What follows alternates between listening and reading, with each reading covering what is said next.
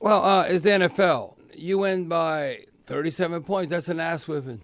You can't. To say the least. Carolina, who knows? David Tepper, their owner, did he throw a drink on anyone, or did he even come to the game? He might be ready to fire the whole staff. Now, no one thought this would happen. I mean, nobody. I was talking to Scott Shanley, and Scott Shanley said, Bobby, I'm telling you, the Saints are going to win by a couple of touchdowns. All right, Scott Shanley knew that. So, I mean, that's a convincing win. Anytime it's double-digit, like 14 points, but obviously it was way more than that, being 37, 47-10. I thought it'd be a 23-17 type game. But the bottom line is you just got to win because they all count the same. It doesn't matter if we'd lucked out and won at the end. We got to go to Dallas and take care of the Cowgirls. And, boy, you want to get some momentum and humble them, of course.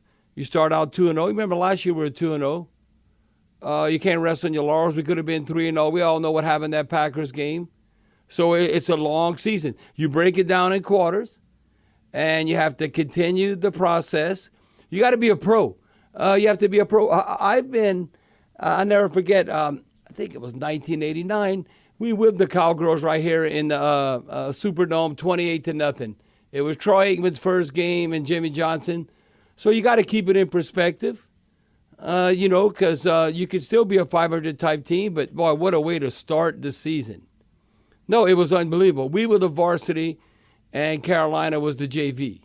No, it was truly a dominating performance, and we've now won 6 opening games in a row. Now we got to build upon that. And you look at Dennis Allen, not Sean Payton or anybody in Saints history.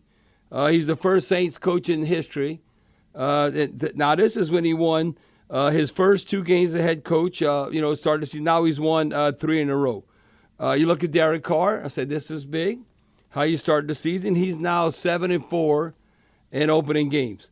So you go on and on. And listen, you never know because we talked about the parity in the NFL.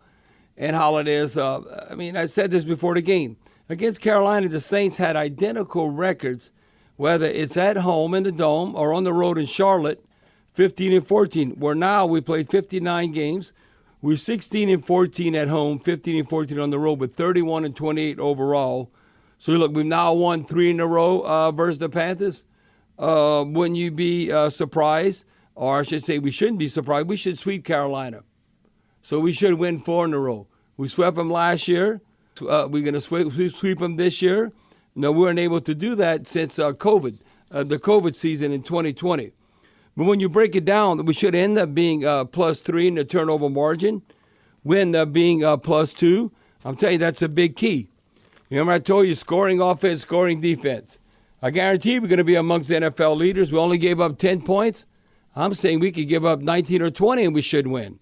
Or can we average like 24 points? That was top 10 last year. The only negative I could say, it just shows you it didn't matter because we were ahead by so many points. When you have 10 penalties, that was surprising. Or 100 yards, it's like giving up a touchdown. So even if we give up a touchdown there, so what, it's 47-17, the Saints still dominate. If you look just across the board, I think this is the greatest Saints win in the franchise's history as far as opening games. Because I look at the number of categories that we were dominant. I don't think we've ever done that. Now, someone might be able to correct me, but I'm going to go on and acknowledge all what we did as a team. But then you look as an individual, I think it's the greatest game by maybe a defensive back. Alontae Taylor getting 3 sacks. What we on pace right now, and then you count the 4th sack that Double D got a sack. What, we going to be like the lunch bunch? We're on pace to get 68 sacks. Now, I'm not saying we could do that. To be amongst the best, I'm telling you, we need to be high 40s and low 50s, and we got 4 sacks this game. So, I don't know, do 17 times 3, 17 times 4, whatever. It just shows you where we at and how dominant we were. It shows you we dictating the game, and then even though we settled for those field goals, when we got in the red zone, we were 4 for 4, getting touchdowns. So I just look at a number of categories. You know, we had right at 400 yards, and you might say, oh, well, Derek Carr must have threw for a lot. No, he threw for 200 yards, but boy, was he efficient. Yep. He was efficient, 19 of 23, 3 touchdowns, no picks. Yards per attempt was right 8.7. The quarterback rating of 142.5. Come on, nobody can be hating Derek Carr. Well, what's wrong with y'all?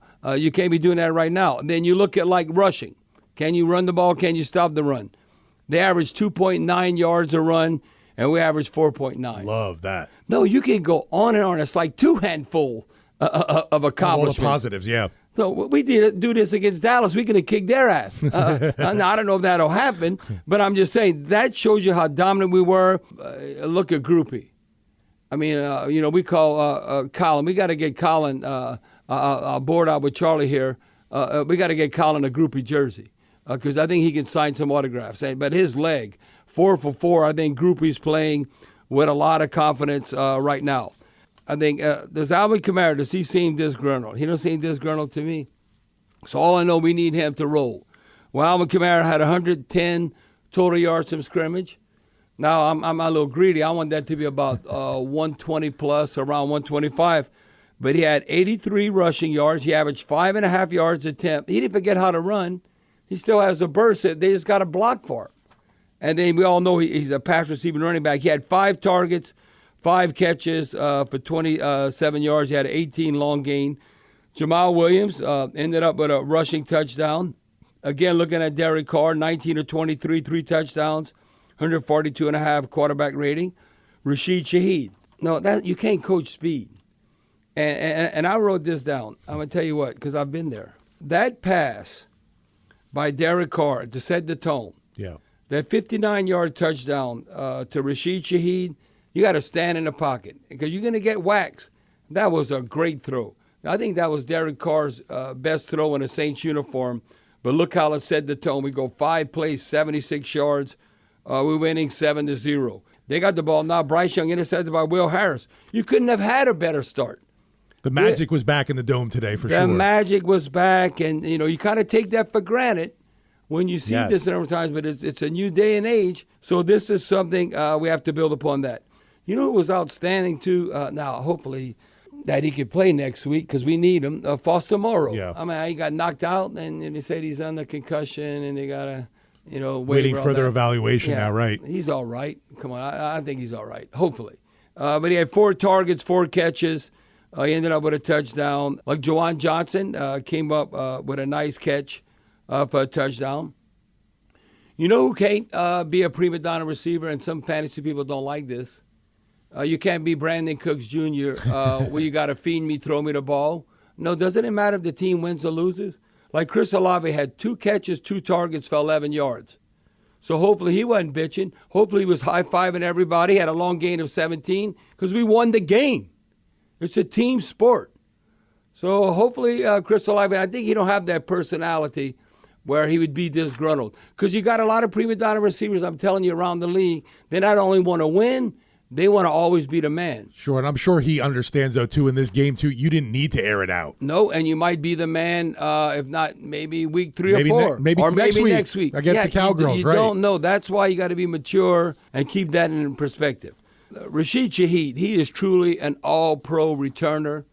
I mean, this speaks volumes. If you look at it, again, Steve always say you all-pro if you average in around, you're Pro Bowl if you double digits. If you're all-pro around like 14 yards of punt return, well, he averaged 20 yards of punt return. He had that long gain of 47. This is outstanding. With the new kickoff rules, he averaged, if you get over 30 yards, you got to be 26 plus. He was 33. He had 1 return for 33 yards. So we got the right returner. I think Hebert could be a little better punting. When you look at the net inside the 20, he had only a couple of punts. We weren't really punting. But that's an area we always have to win. And we got to win because special teams, we always win. Isaiah Foskey had 3 special teams tackles, 1 unassisted, 2 assisted. Now, J.T. Gray, we always expect him to lead the team. Well, he had 3. But you know who led the team? Who doesn't love ARG? He had 4 special teams tackles, 3 unassisted. I mean, Anthony ARG, listen, everybody's doing their role, and that's significant. I'd have to look, and Charlie, we have to look this up. All the defensive backs in Saints history have they ever had this kind of game. Alontae Taylor led the team in tackles. And tackles unassisted with 5, which is the most. And when you combine his tackles, he had 6, 3 sacks. Led the team in sacks. No, and this is unbelievable. You were talking about getting after the quarterback. It doesn't matter. I'm going to get by these big linemen. 3 quarterback hurries and 3 tackles for a loss and a pass defended. The only thing, if he'd have came up with an interception, then he's the player of the week in the whole NFL on defense. No, he might still be in that conversation. Alontae Taylor was just outstanding. And I tell you what, if you look at it, and I think this is right, this is the most points scored in franchise history in the first half, and the 30 points. So if you're not impressed with what the Saints did, you might say, oh, well, Bobby was against Carolina. I don't know. It's the NFL. If you're not impressed, listen, you can't read your press clippings, Atlanta. Look, the Steelers put it to them in Atlanta. Right. Well, they scored 10 points, Mm-hmm. whatever. So, hey, listen, it's an NFL team. I got a stat for you, too, Bobby. Saints are the first team since at least 2000 to score on their first 9 drives in a season opener.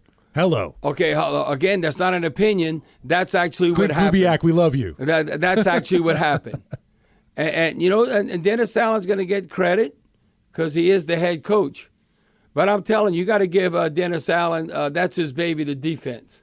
Now, he's the head coach, and the offense has to do something. Clint Kubiak, he understands that relationship there. But I'm telling you right now, is that Dennis Allen, I'm just 1,000% know the defense is going to be ready. I'd be shocked if our defense is not ready this season.